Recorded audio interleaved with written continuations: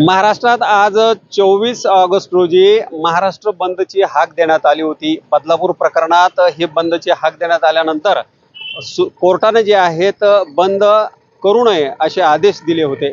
त्या अनुषंगानं महाराष्ट्रातील महाविकास आघाडीचे घटक पक्ष जे आहेत त्या घटक पक्षातील काँग्रेस असेल, राष्ट्रवादी काँग्रेस असेल आणि शिवसेना उद्धव बाळासाहेब पक्ष असेल, या पक्षांनी एकत्रित येऊन मूक आंदोलन जे आहे ते करण्याचं ठरवलं होतं। त्याच अनुषंगानं बुलढाणा शहरातील संगम चौक येथे आपण या ठिकाणी बघू शकता छत्रपती शिवाजी महाराज यांचा पुतळा आहे। या पुतळ्याच्या समोर या ठिकाणी काँग्रेस पक्ष असेल, शिवसेना उद्धव बाळासाहेब ठाकरे पक्ष असेल आणि शरद पवार राष्ट्रवादी काँग्रेस पक्ष असेल, या ठिकाणी त्यांचे पदाधिकारी जे आहेत आपल्याला या ठिकाणी दिसत आहेत।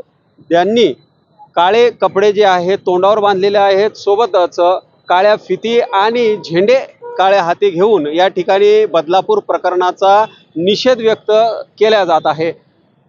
शिवसेना पक्षाचे जिल्हा प्रमुख आहेत जालिंदर बुधवत, सोबतच काँग्रेस पक्षाचे विजय अंभोरे आहेत, राष्ट्रवादी काँग्रेस पक्षाचे या ठिकाणी नरेश शेळके आणि त्यांचे सर्व पदाधिकारी जे आहेत या आंदोलनात या ठिकाणी सहभागी झालेले आहेत।